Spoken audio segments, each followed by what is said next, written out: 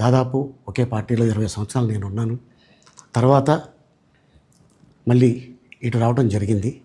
నాకు అన్నం పెట్టింది ఫస్ట్ నా తెలుగు ఇండస్ట్రీ, నా తెలుగు ప్రజలు, ప్రేక్షక దేవుళ్ళు, నా నిర్మాతలు, నా డైరెక్టర్సు, నా హీరోలు.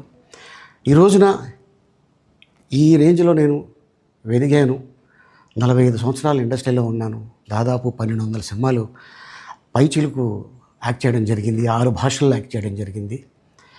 ఓకే, నేను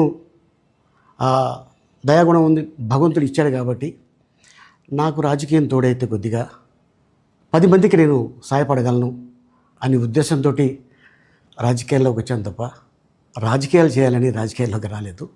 ఇండస్ట్రీ నాకు ఇంత మంచి లైఫ్ ఇచ్చింది, నేనేం చేస్తే బాగుంటుంది అని నలుగురిని చూసి నేను ఒక ట్రస్ట్ పెట్టుకున్నాను.